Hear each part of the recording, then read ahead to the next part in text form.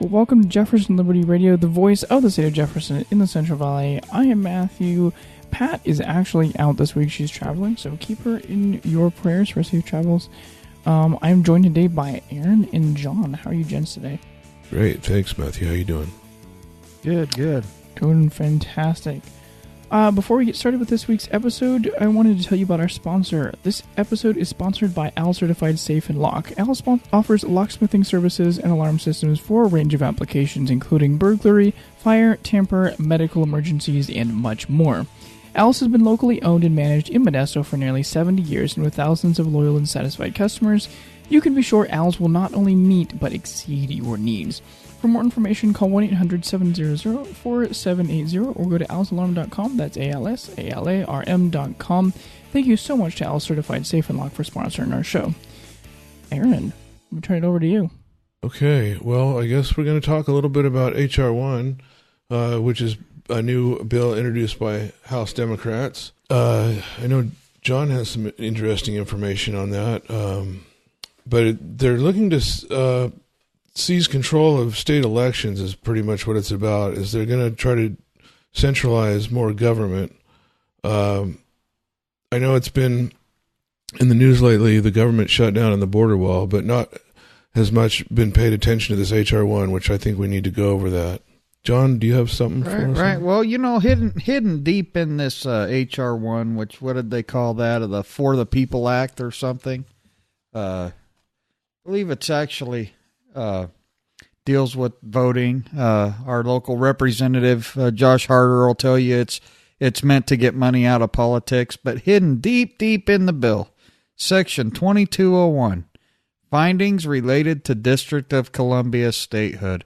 They're going to give the District of Columbia, Washington, D.C. statehood in this bill.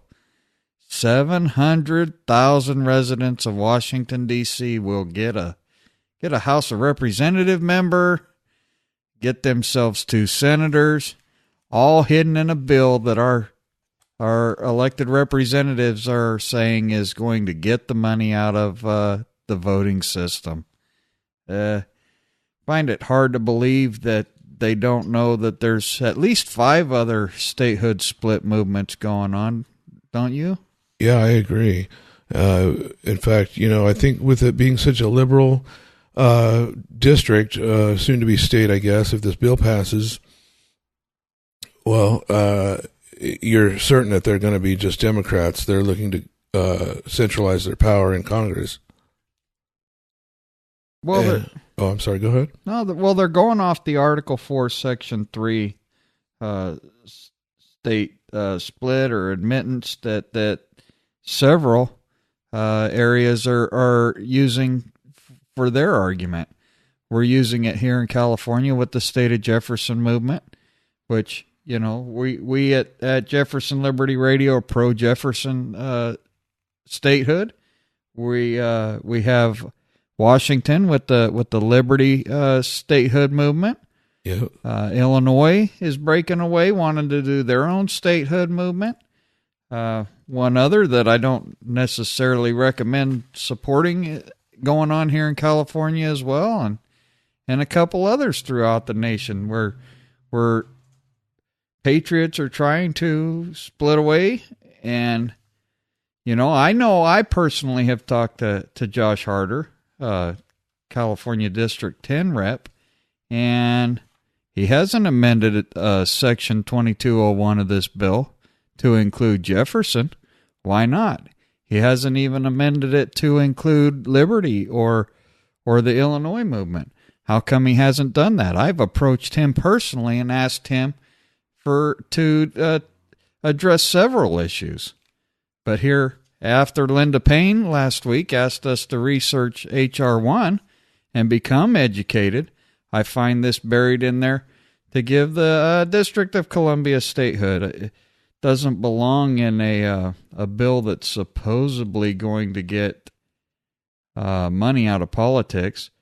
This thing allows people same-day registration to vote. How are we going to make sure people are citizens? How are we going to make sure that they actually have the right to vote? This is a bad bill. I think we need to let all our representatives know it's a bad bill. Unfortunately, mine will probably support it. Yeah, I agree. Just some few details of HR-1. Forces states to implement mandatory voter registration. Also mandates that states allow all felons to vote. And I think that's a bit of a mistake. But anyway, on to the next thing. It would force states to have extended periods of early voting, which that's something that early voting, I think Linda Payne had mentioned that getting rid of the early voting would help alleviate a lot of voter fraud. And that it mandate also that early voting sites be near bus or subway routes, I guess, to make it easier for people to get, obviously, to their polling place. It undermines the First Amendment by exerting government control over political speech and undoing the Supreme Court's Citizens United decision. So it's also, there we were talking about the same-day voter registration, mandates the same-day voter registration, which would obliterate the state registration procedures. So as you can see, they're trying to take the power away from the states. Same-day voter registration is also a practice that enabled sufficient voter fraud in Minnesota to give Al Franken a seat in the Senate, if you remember Al Franken. Oh, good old Al Franken, huh? Yeah, Mr. Grabby Grab. So it limits the state's ability to cooperate to see who is registered in multiple states at the same time. Democrat congressional nominee Wendy Rosen was able to vote for President Barack Obama twice in the same election in Maryland and Florida, which is a federal felony. And that's because Maryland does not participate in interstate cross-checks of rolls. One final thing I think is important is it would nullify state laws that permit election observers to work as partners with election officials to file formal challenges to suspicious voter registration. So election watchdogs have been essential players in ensuring that the dead and ineligible do not cast ballots. But now we see that it opens the door wide open for voter fraud. Yeah, it's just a bad deal all the way around. Yes. And the Democrats know that they can rely on leftist lawyers who populate the bowels of DOJ voting section to oppose voter ID, citizenship verification, and any other law that might impact their ideological and partisan preferences.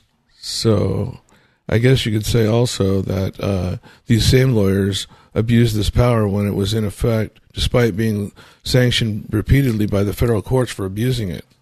The lawyers who abused the power are still employed and enjoying sojourns as opinion columnists in the Washington Post. Another liberal fish wrap.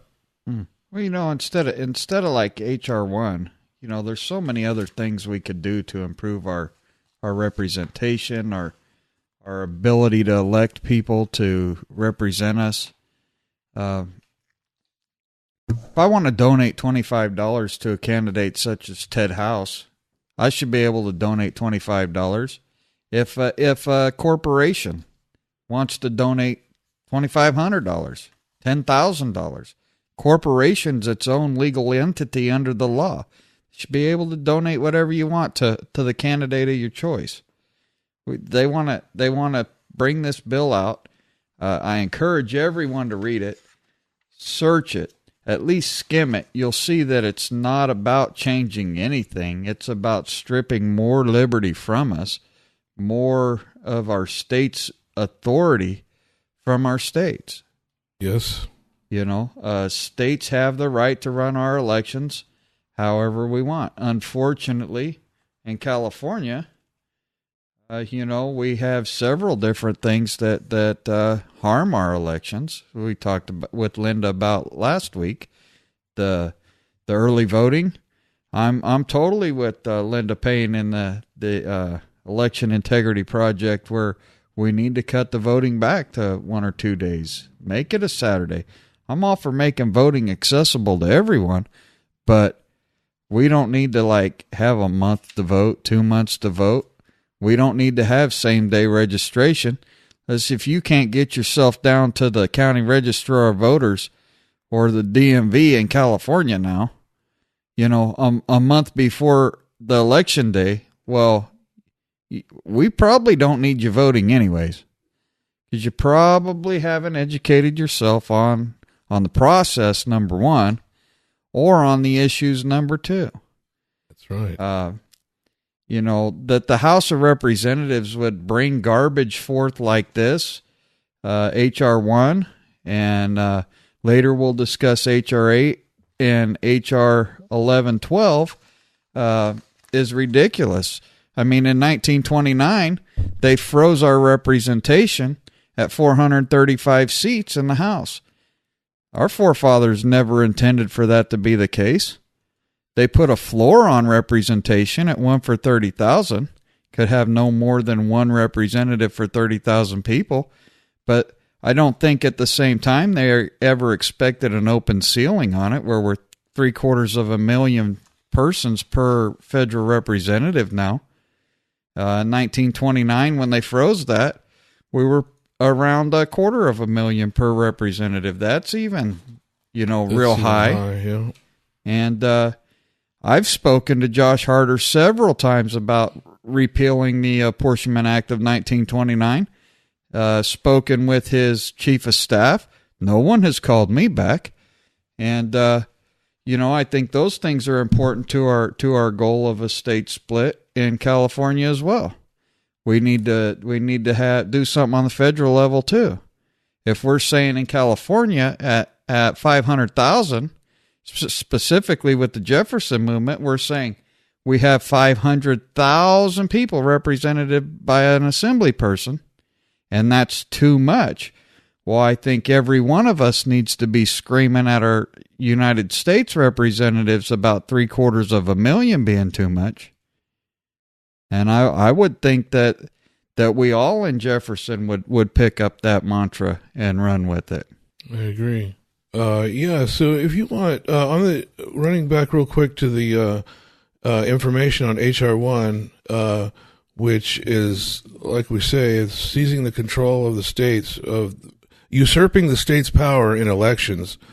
So if you want to go and have more information broken down into a little bit of a more of a summary fashion, like your Cliff Notes version, you can go to www.diogenesismiddlefinger.com, and that's DIOGENESMIDDLEFINGER.com.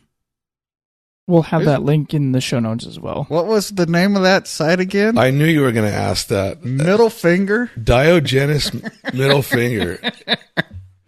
Tell us how you really feel.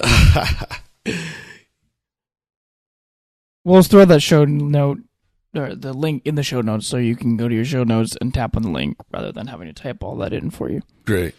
You couldn't have found a different website for that, huh? Yeah, I'm sure somebody else had a breakdown that wasn't Middle Finger there. We're trying to keep this PG, Aaron. Oh, sorry. I'll try to keep it clean. He doesn't even have his MAGA hat on tonight. Yeah, so there's a news of the day with a healthy dose of snark. There's a couple other bills that we wanted to discuss tonight. That would have been House Resolution number 8 and House Resolution 1112. The U.S. House Judiciary Committee recently passed H.R. 8 and H.R. 1112, and they've been sent to the U.S. floor for a vote that could happen as early as this week. Now, Nancy Pelosi and Bloomberg style gun control bills here designed to score political points with the base is all they are. The bills won't have any impact on crime or criminals. They don't address America's broken mental health system, and they definitely don't address the underlying causes of gun violence. The big thing in my mind is they're strictly usurping the authority of the Constitution. They're usurping the authority of we the people. When they bring bills like this to the floor, they know better. They know this is treasonous behavior. They can make no law in the House, in the Senate. The presidents can make no executive order. The courts, in my opinion, the way I read the Constitution, can't even rule on an armament law because it should never be made in the first place. The pen I'm holding in my hand, if used for military weaponry purposes, is an armament. Bottom line. Now, there's some things that HR-8 does that are pretty shady there, and I think we need to talk about it. Don't you, Aaron? I agree. I guess BIC may be our new military contractor for weapons in the field these days. Hey, any weapon for military armament. Anything, yeah, I agree. Okay, so basically what happens here is we're going to get, you're making the law-abiding gun owner a criminal. Now, of course, the criminals aren't going to give up any of their guns. Of course, they're going to keep, pretty soon it's going to be only the police and the military and the criminals that have guns. Anyway, back to HR-8, it criminalizes the private transfer of firearms and targets law-abiding gun owners for persecution, basically. It would make criminals out of law-abiding gun owners for simply loaning a firearm to a friend or some family member. This bill would not stop criminals from obtaining guns because criminals do not comply with the law. The legislation would be unenforceable without federal gun registration. So there's another list they want to put you on. Yet another government list that I don't think I want to be on. Well, not just that. They don't have the authority to establish that list. There's no call in the Constitution for them to even bring bills like this forward. That's right. First of all, this HR-8 is a bad deal. Say my neighbor Jane Doe is being assaulted on a daily basis by John Doe, the spouse or the significant other, and I happen to have an extra handgun. I loan her said handgun. I've just become a felon, and all I'm trying to do is allow her to protect herself. It's ridiculous. We should be able to loan, borrow, lease or sell our weapons at will. Without a list, without a transfer, there should be none of that to begin with. Yeah, and it's a little bit outrageous to think that if you're out in the field hunting and with your buddy and you guys are hunting some deer or whatever you may be hunting, bears, or you're going to loan your buddy a gun to try out. Well, now you've suddenly got a bunch of paperwork and headache to go through to allow him to just borrow your gun. Well, you can't allow him to borrow your gun. Right, that's what I mean. You can't. That's what I'm being facetious, of course. H.R. 1112 would allow the government to arbitrarily delay firearms purchases for over 20 days and would make it more difficult for law-abiding Americans to defend themselves and their families. We hear Mark Baird all the time tell us how the courts have ruled the police don't have a duty to protect us. Now they're going to take that possibility of self-protection away from us for up to 20 more days? That's right. It's now 10 days, so they're going to double that. I get in California, I know it's 10 days. So they're going to double that to a national 20 days now. Well, we should be able to walk into any gun store, buy any amount of ammunition we want, buy any weapon we can afford, whether it's a slingshot, a cap gun, water pistol. Doesn't matter. If it can be used to fight war, we should be able to have it. I'm of the firm opinion that armaments in the Second Amendment, the right to keep and bear arms, okay? Number one, does it say in that amendment how I should possess that weapon? Does it say that I can't hide it from you? It says I can keep it. How I keep it's my choice, is it not? That's true. Okay. Now, bear the arm. Now, most states have changed the legal definition of bearing to brandishing. Well, if I have the right to bear an arm or brandish in the Constitution, now, why can't I do that? And why should I ask a court for permission to do so? Well, because they'll put me in prison. That's right. But they don't have the right to do that. No. As a matter of fact, like you say, being able to walk in any gun store, sporting goods store, whatever, and purchase whatever firearm or ammunition you deem you want to buy, that's part of a freedom. I mean, and it's a private property issue too. Is when it boils down to it, an arm is a private piece of private property. and the government cannot tell you or force you to do anything with your private property. Well, wait, they can. They may not. There's a difference. Okay. Is there not? You got a good point, yeah. They've already made the conscious choice to tell us. They're not going to allow us to do that. Right. But the rules we set forth for them say they may not do what they've done. Right. How do we correct that? Do we ask them for permission to do it anyways? We shouldn't have to. But we do. Right. Oh, that's the conundrum. We do. Poor Mr. Young. You know, yep. we got this in-bank hearing that he has to go through now. How much money is it costing him? Right. You know? For what? To ask permission to do something we're already authorized to do. Good point. How do we fix it? You wonder. According to Mark Baird says not to lose faith, and it's a matter of getting control back. I think we've got to get control back by just people banding together. I mean, we've got how many gun owners would you estimate are here in California? Mr. Mark Baird said 800 million in the state of California, or I think it was 8 million. 8 million. Yeah, 8 million. We only have 40 million. million. We only have 40 million. So if just figure if we could all band together, we could actually take this state back and have a free constitutional state once again, how everything was supposed to be and meant to be by our founding fathers. Well, I think we need to get it through everyone's head that all of these issues, at the core of all of these issues, is representation, not only on a state level, but on that federal level. True.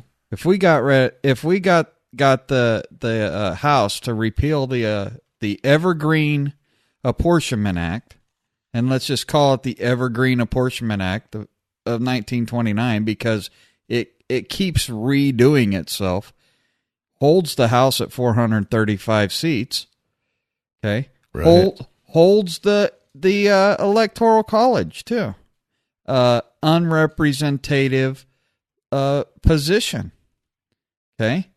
We're always hearing people argue that we need to get rid of the Electoral College. No, but we need to have it functioning as intended, and it as intended would mean that we at least add another 200 or 400 seats to the House of Representatives. How many folks do you think they get in there on a State of the Union speech in that same building that they'll tell us can't fit any more representatives? Right. They all have their special invited guests. Well, 435 plus another 435 plus their spouse, their neighbor, somebody, I guarantee you. Yeah. 8 or 9. Well, we had 8 Supreme Court justices there this year, because Ruth's MIA. Mm-hmm. But I guarantee you we had over 1,000 people in that building. Yeah.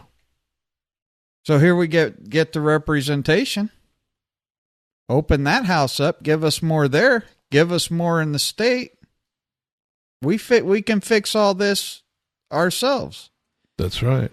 But when you got a man like Josh Harder that won't even call you back to discuss this issue of representation, how do you fix it? We've got to come up with a voting block that's going to take back the state.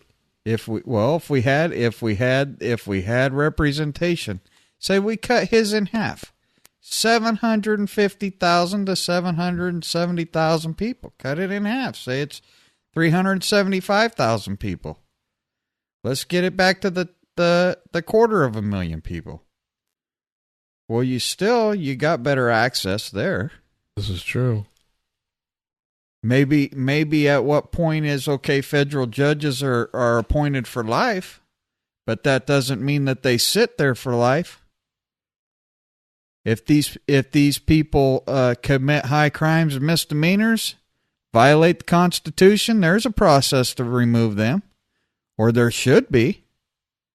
We should be able to impeach a federal judge if their conduct is unbecoming. I agree. Got military men and women putting their lives on the line every day, and if they squeak wrong, conduct unbecoming charges, we throw them in the brig, keep them there for years.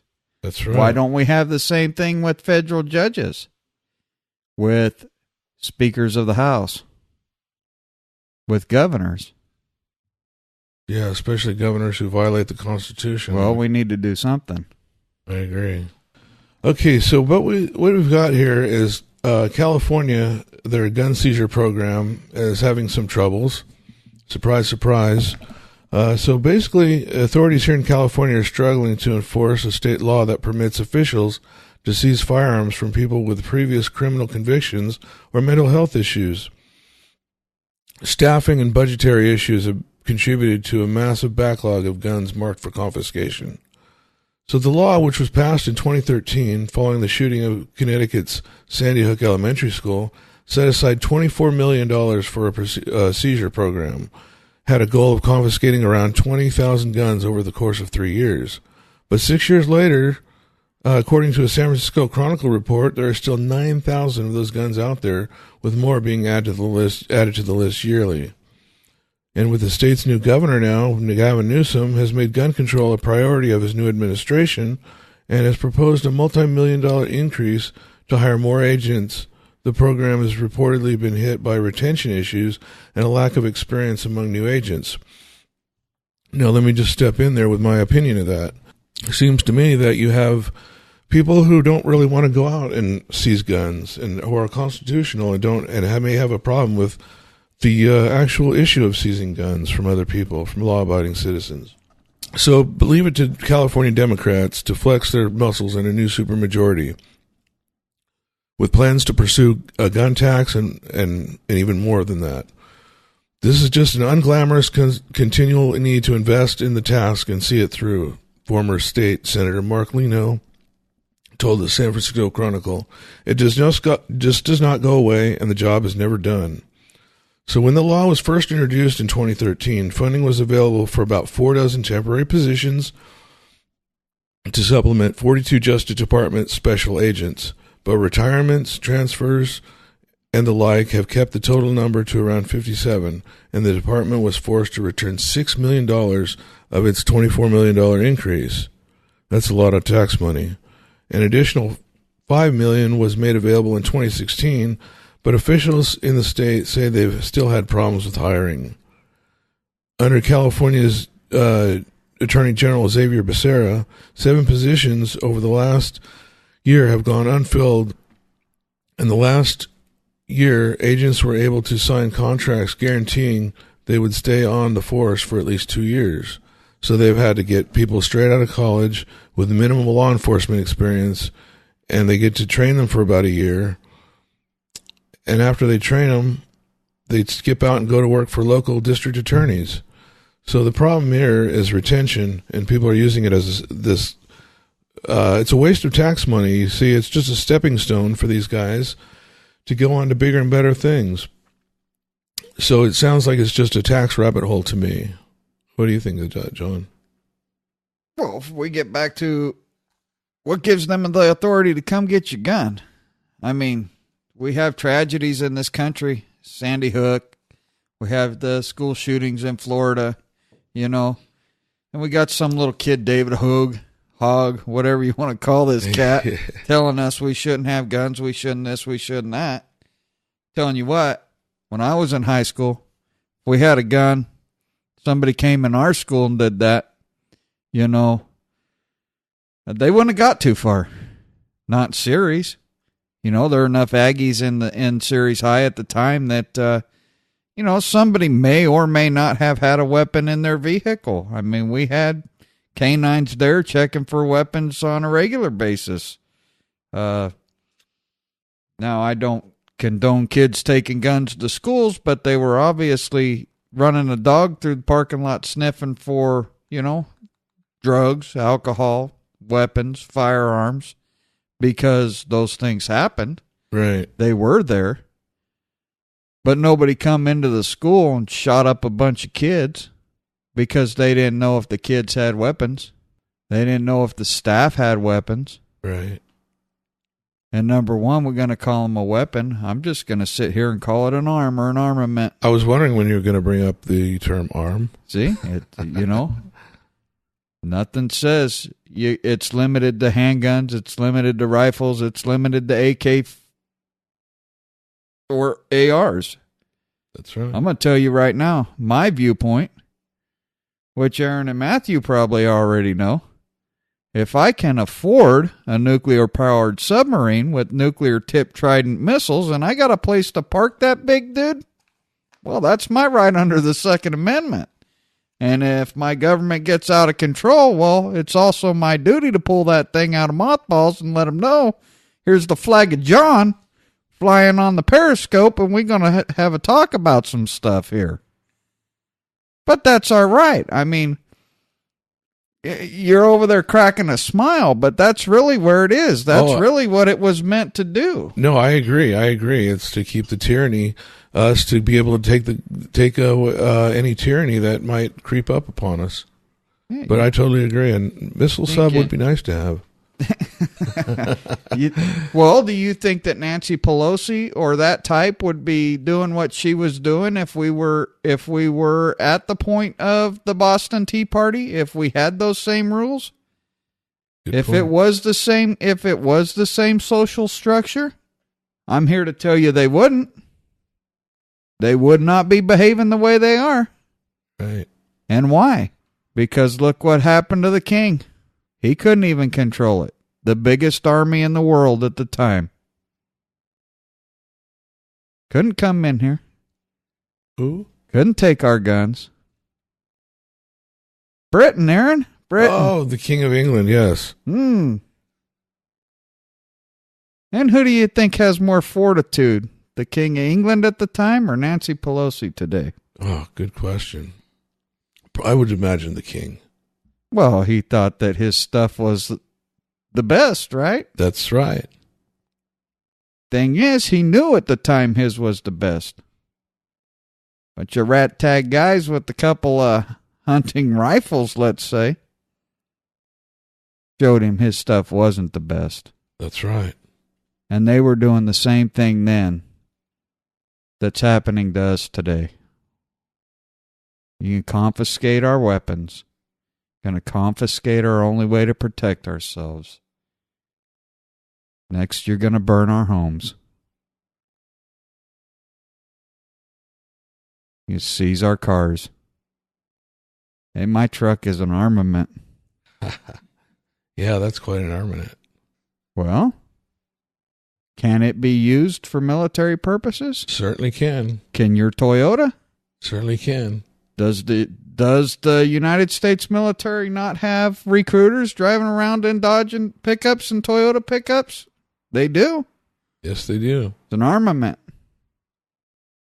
But yet, don't we pay for the right to possess that at the California DMV? That's right.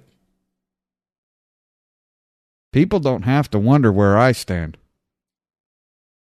I'm telling you right now, everything they're taxing is an armament.